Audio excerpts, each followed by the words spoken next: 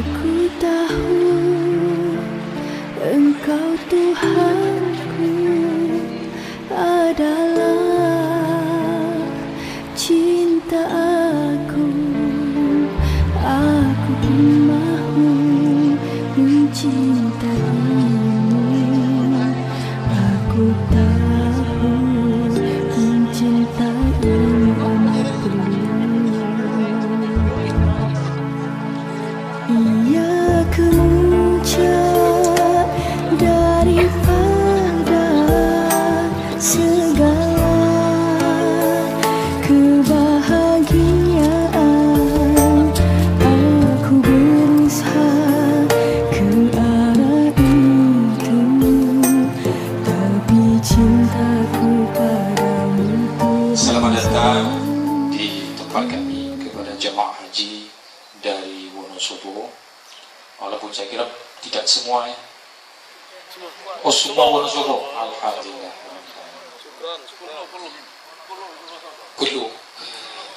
Kulukum min Wonosobo. Bapak-bapak dan ibu-ibu, sekali lagi mudah-mudahan kedatangan dan pertemuan kita pada pagi hari ini mendapatkan dan menjadi sebab kepada turunnya rahmat dari Allah Subhanahu wa taala. Datangnya tetamu mendatangkan rahmat, pulangnya tetamu mendatangkan keampunan dari Allah Subhanahu wa taala. Mudah-mudahan Bapak dan Ibu yang tentunya kalau orang Indonesia itu sudah bergelar haji dan hajjah. Tapi saya rasa bukan gelar haji dan hajjah itu yang mau dibawa pulang. Tetapi yang mau dibawa pulang oleh kita adalah hati. Hati kita, perasaan kita selama kita di sini, yang seolah-olah bagi kita sudah siap sedia meregang nyawa, melepaskan nyawa di sini untuk kita mencapai kepada tujuan daripada haji itu sendiri, yaitu kita mendapatkan Allah dan Rasul-Nya. Perasaan kita dekat dengan Allah, perasaan kita memiliki Rasulullah, itu yang akan kita bawa ke Wonosobo. Bapak dan Ibu sekalian, alhamdulillah kita direzekikan bertemu di tempat ini, di Chalet Nur Muhammad, Chalet Al-Wahah Nur Muhammad, atau kami juga selalu menyebutnya atau kita namakan ini adalah karya Rasulullah SAW atau perkampungan Rasulullah. Ini bukan bermakna Rasulullah lahir di sini, berkampung di sini, tidak.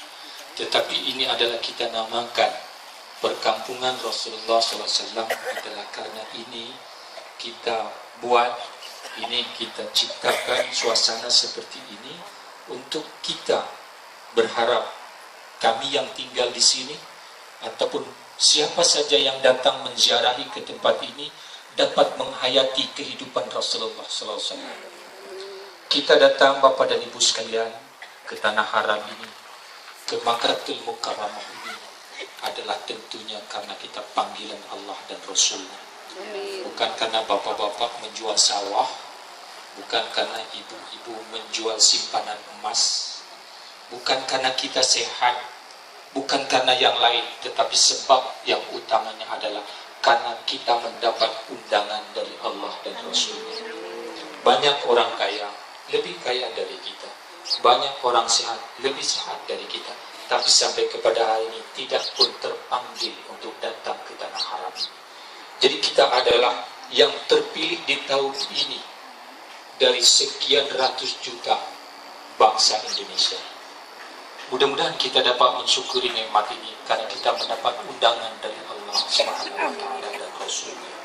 Kita tidak tahu tahun depan sempat lagi datang atau tidak. Dan tentunya kita datang ke sini juga adalah untuk melepaskan rindu kita kepada siapa? Kepada junjungan kita baginda Rasulullah SAW. Baginda Rasulullah seorang manusia yang paling utama. Keutamaan yang melebihi dari seluruh alam ini. Namanya digandingkan dengan nama Allah. Tidak sah keislaman seseorang kalau dia hanya mengakui Allah sebagai Tuhannya, tapi tidak mengakui Muhammad sebagai Rasulnya.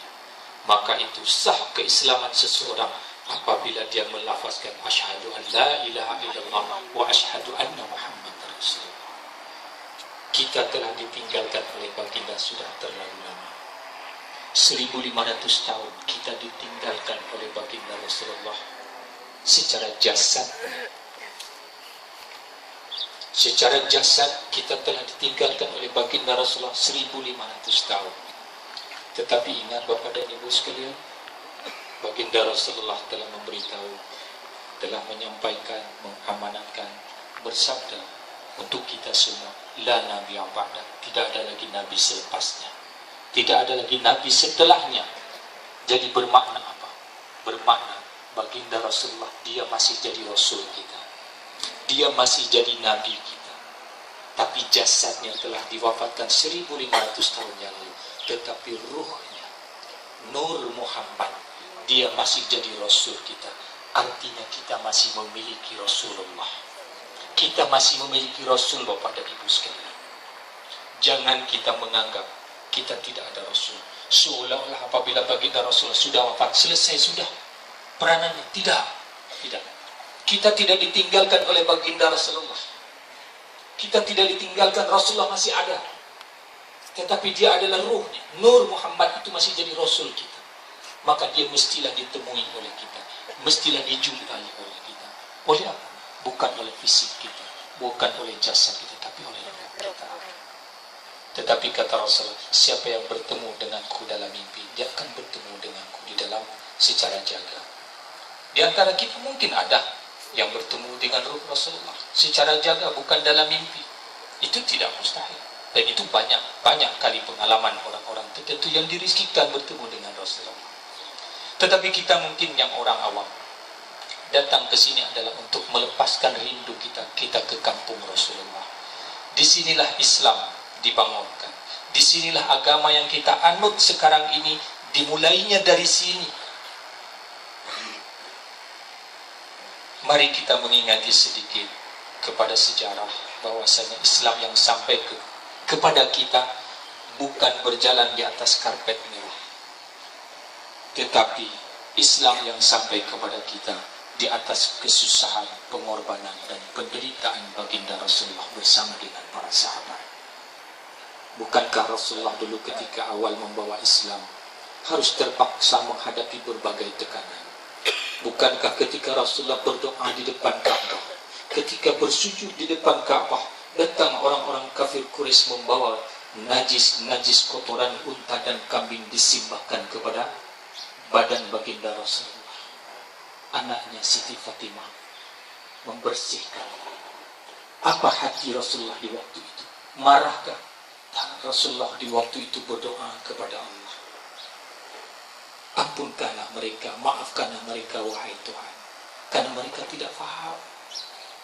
Rasulullah berharap nanti satu hari anak cucu mereka lah yang akan menerima agama yang dibawa oleh baginda Rasulullah.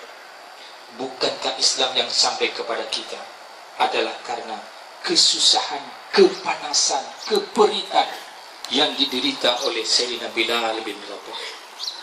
Dibentang di atas padang pasir, dihempapkan batu yang panas di atas dadanya, tetapi keluar dari lisannya, ahad, ahad, ahad. Bukankah Islam yang sampai kepada kita adalah karena pengorbanan darah daripada Sumayyah? Dialah seorang wanita pertama yang syahid dalam mempertahankan agama baginda Rasulullah. Orang yang syahid kedua adalah Yasir, suami kepada Sumayyah, bapak kepada Ammar. Banyak lagi kalau kita cerita berbagai kesusahan dan pengorbanan yang diderita oleh para sahabat. Maka kita datang ke sini adalah untuk menghayati kehidupan itu. Tetapi Bapak dan Ibu sekalian, sekarang kita datang ke Makkahul Mukarramah, itu sangat berbeda dengan dahulu. Masuk dari bandara, naik bis, ada AC. Walaupun tidak sedingin di Wonosobo Pak ya. Sampai ke hotel, sampai ke Makkah pun AC. Pergi ke Masjidil Haram, kalau kepanasan dikit di luar, masuk ke dalam ada AC. Semua dengan kenikmatan, semua dengan kemudahan. Lain dengan baginda Rasulullah dahulu. Maka untuk menghayati itu, maka karena kita tidak mendapatkan suasana ini di sana, kita tidak mendapatkan suasana di tempat kampung Rasulullah dulu di sana. Sana sekarang sudah menjadi kota. Sebentar lagi akan dibangun lagi di Jabal Omar itu, akan dibangun hotel-hotel yang bertingkat tinggi yang seperti Darul Tauhid akan dibangun lagi, sehingga akhirnya orang datang ke Masjidil Haram melihat sebuah kemewahan. Khawatir kita terlupa dengan Rasulullah yang telah susah payah menderita. Maka karena suasana itu tidak dapat, maka kami dari Global Ikhwan Sendirian Berhad, kalau kita sebut Global Ikhwan Sendirian Berhad itu, kalau orang Indonesia sebut PT Global Ikhwan, yang pusatnya sebelum ini di Malaysia, tetapi lebih kurang 2 tahun yang lalu kita pindahkan pusat Global Ikhwan ini ke Mekah Mukarramah di sini. Jadi sekarang pusat Global Ikhwan di sini. Harapkan sekali manakib atau silsilah dari Mbah Yai Umar bin siapa tadi ya? Umar Sutrodrono bin Abdurrahim Umar Sutrodrono bin Haji Abdurrahim ya, yang masih ada hubungan atau istilahnya nasab Duriyah min Rasulillah Sallallahu Alaihi Wasallam. Tujuan dan maksud saya supaya kita bisa selalu mengingat Udkuru mahasina mautakum. Maka kita bisa sayang kalau kita kenal. Ya. Kalau tidak kenal maka tidak sayang. Terus usaha di sini, komentar Simbah gimana? Komentar saya mengharapkan kepada kru global Global Ikhwan supaya mengakses apa saja yang situs-situs yang ada hubungan pada Rasulullah, diusahakan dihapus oleh orang-orang yang tidak senang atau orang yang kelompokan Wahabi itu, supaya kita ini selalu mendapatkan. Itulah yang saya harapkan. Sekali lagi saya mengharapkan kepada kru Global Ikhwan supaya mengakses semua situs-situs yang ada hubungannya dengan Rasulullah dan dengan Nabi Ibrahim, Nabi Ismail, apapun.